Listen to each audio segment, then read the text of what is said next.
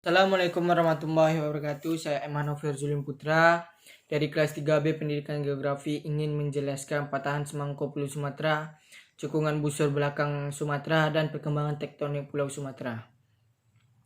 Baiklah, langsung saja. Yang pertama, patahan semangko atau dengan bahasa Inggrisnya disebut The Great Sumatra Faults.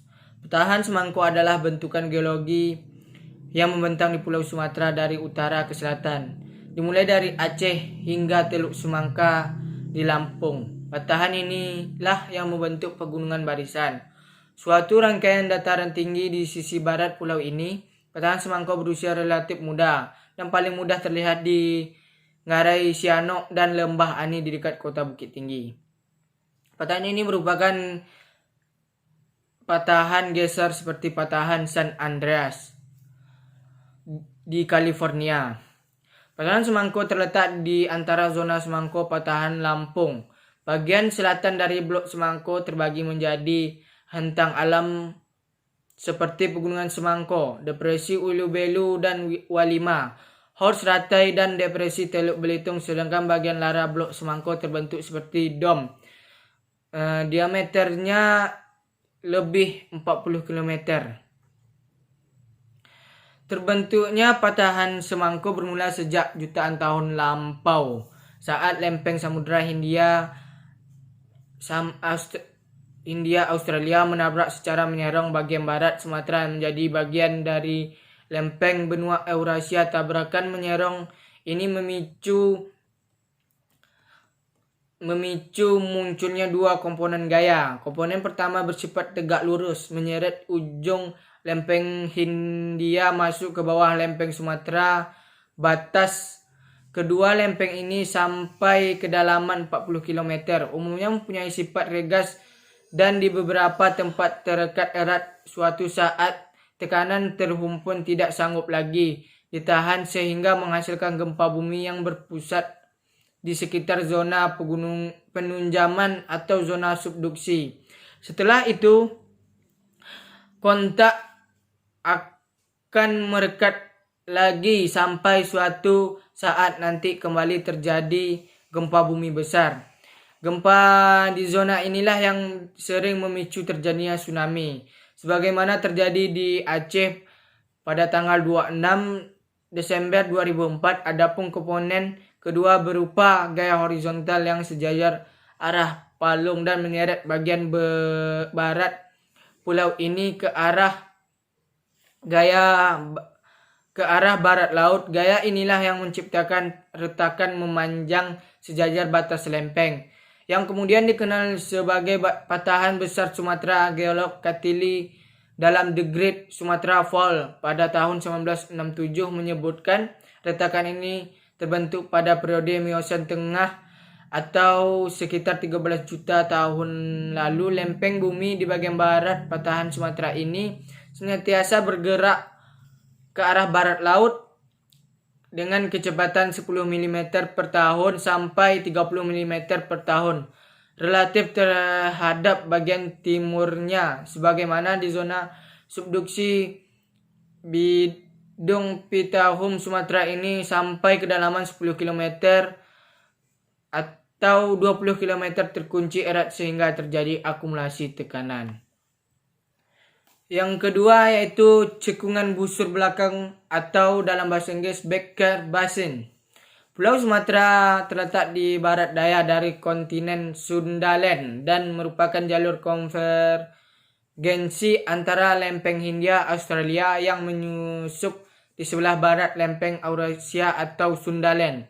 Konvergensi lempeng menghasilkan subduksi sepanjang palung Sunda dan pergerakan lateral menganan dari sistem sesar Sumatera.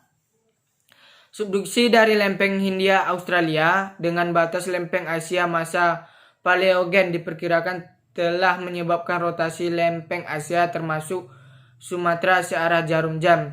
Perubahan posisi Sumatera yang sebelumnya berarah E sampai W menjadi SE sampai NW dimulai pada Eosen atau Oligosen. Perubahan tersebut juga mengindikasikan meningkatnya pergerakan sesar mendatar Sumatera seiring dengan rotasi, subduksi, oblikui, dan pengaruh sistem mendatar Sumatera menjadi kompleksitas, rejim stres dan pola strain pada Sumatera.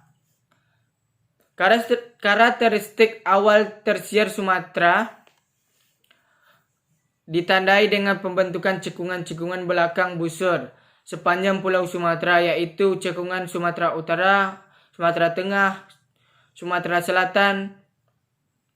Pulau Sumatera diinterpretasikan dibentuk oleh koalisisi dan sututuring dari mikrokontinen di akhir pratersier.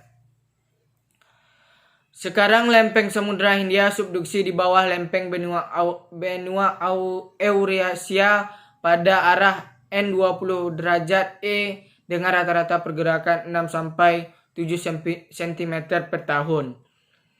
Konfigurasi cekungan pada daerah Sumatera berhubungan langsung dengan kehadiran dari subduksi yang menyebabkan non-volcanic arch dan volcano plutonic back arch. Sumatera dapat dibagi menjadi 5 bagian. Yang pertama, Sunda Outer Arch berada sepanjang batas cekungan forearch Sunda dan menyisahkan dari lereng Trans. Yang kedua, cekungan forearch Sunda terbentang antara akreasi non-vulkanik pegunungan Outer Arch dengan bagian di bawah permukaan dan volcanic back arch Sumatera. Yang ketiga, cekungan back arch Sumatera meliputi cekungan Sumatera Utara, Tengah, dan Selatan. Sistem ini berkembang sejalan dengan depresi berbentuk pada bagian di bawah Bukit Barisan. Yang keempat, Bukit Barisan terjadi pada bagian aksial dan pulaunya dan terbentuk terutama pada sampai karbon hingga batuan Mesozoik. Yang kelima, intra-arc Sumatera dipisahkan oleh uplift berikutnya dan erosi dari daerah pengendapan dahulu sehingga memiliki litologi yang mirip pada forearch dan back arch basin. Yang ketiga, perkembangan tektonik Pulau Sumatera.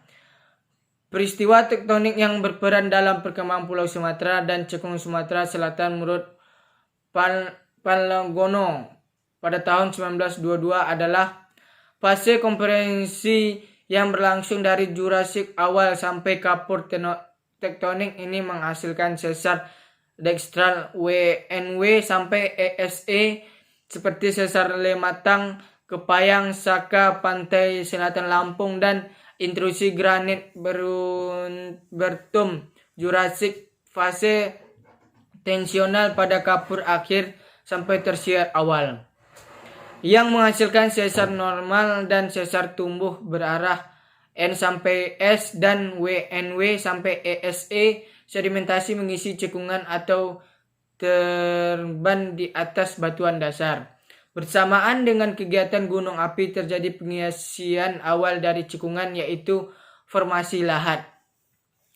Fase ketiga yaitu adanya aktivitas tektonik atau intramiocene menyebabkan pengangkatan tepi-tepi cekungan dan diikuti pengendapan bahan-bahan klastika, yaitu teredapkannya formasi talang akar, formasi batu raja, formasi gumai, formasi air benakat, dan formasi muara enim. Fase keempat berupa gerak kompresional pada Pleistocene menyebabkan sebagian formasi air benakat dan formasi muara enim telah menjadi tinggian tererosi, sedangkan pada daerah yang relatif turun diendapkan formasi kasai. Selanjutnya terjadi pengangkatan dan pelipatan berarah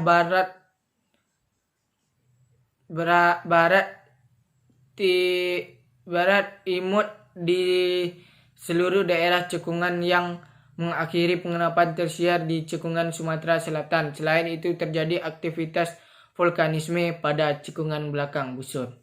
Mungkin ini saja yang dapat saya jelaskan, lebih dan kurang saya mohon maaf. Wassalamualaikum warahmatullahi wabarakatuh.